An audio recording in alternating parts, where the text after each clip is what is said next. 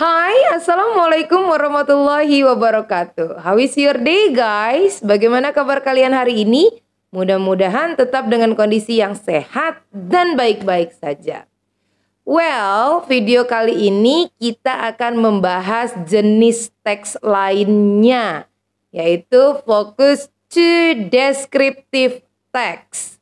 Kita akan bahas secara detail mengenai apa itu descriptive text, tujuannya, sampai kepada contoh-contoh dari descriptive text.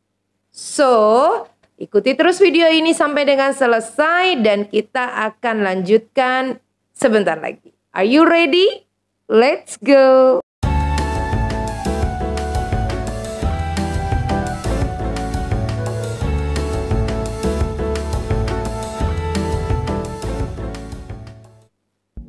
Descriptive writing creates an impression in reader's mind of an event, a place, a person, or mood. In addition, descriptive text is describing something in detail, that if the readers see it, they will recognize it. Okay, let's discuss it more detail. Descriptive text. Okay guys, what do you think about descriptive? Yes, in bahasa, descriptive mean menggambarkan.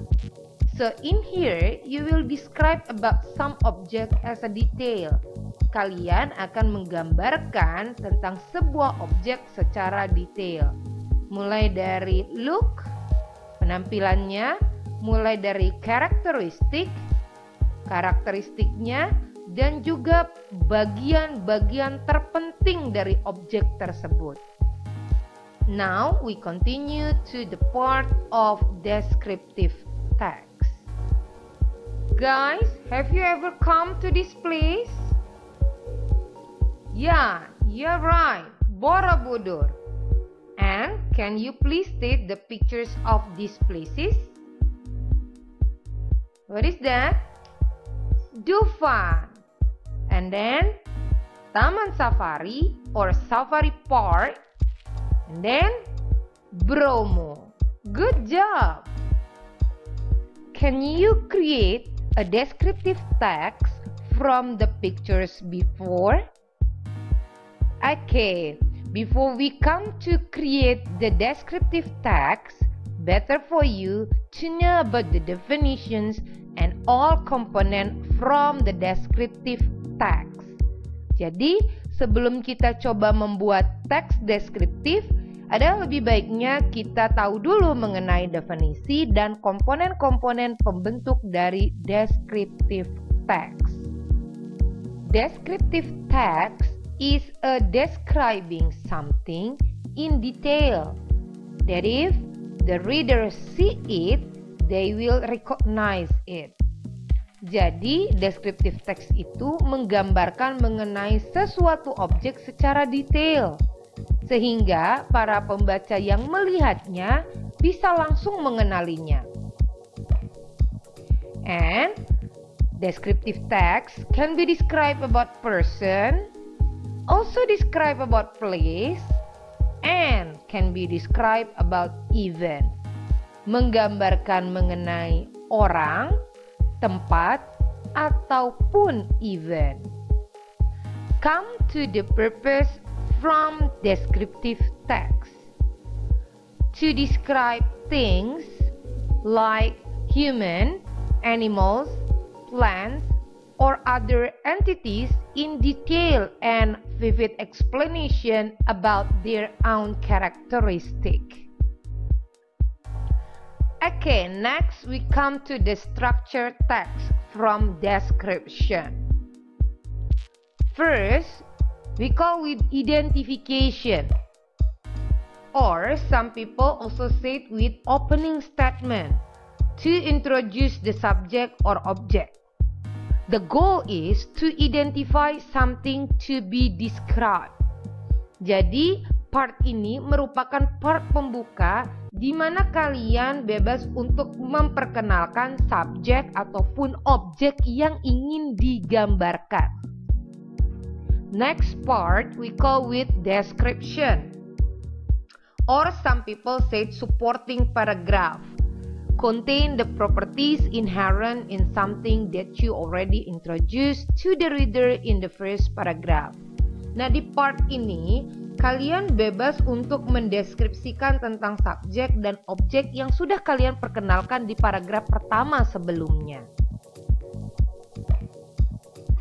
Now, after we study about the structured text, we continue to the characteristic of the text. Jadi, setelah kalian mempelajari mengenai strukturnya, kalian pun juga harus mempelajari mengenai karakteristik dari teks tersebut. Tujuannya adalah untuk membuat teksnya menjadi lebih baik. Yang pertama yang perlu kalian ingat bahwa when you create the descriptive text, you will use the simple present tense. Why? It because describe the fact which glue to entities being talked. And as you know, one of the purpose from simple present tense is talk about fact. The pattern from simple present tense is subject plus verb 1 and plus object. Example, she goes to school. Kita lanjutkan. Next, using adjective.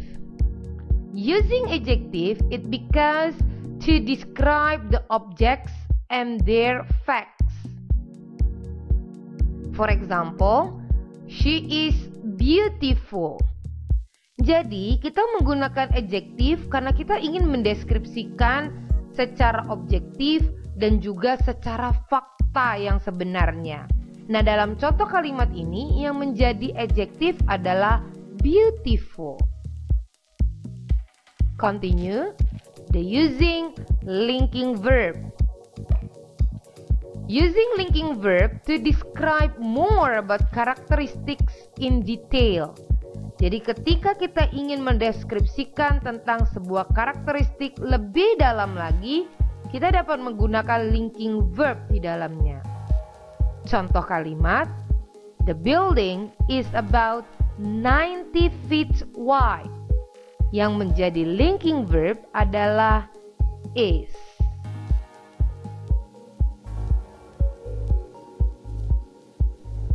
Borobudur Temple. Borobudur is one of historical buildings in Indonesia. It's considered to be the world's largest Buddhist temple for its size, 15,129 meters square and height 34.5 meter. It's located in Magelang, Central Java.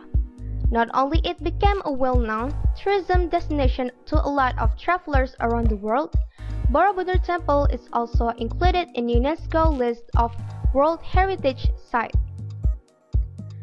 Borobudur Temple consists of 6 square floors and 3 circular floors which arrange accordingly and make it to be stair-like layers that you have to climb one by one to reach the top of the temple. In the middle of the floor, you will find small stairwell with couples of stairs connecting each floor that you can use as a passage to go to the top. On each level of the floor, there are a lot of relief panels and Buddha statues spread around it. Based on the data, there are 2,672 panels and 504 statues in total. There is a dome located on the top center of the temple and it's surrounded by 72 Buddha statues, each seated inside a perforated stupa.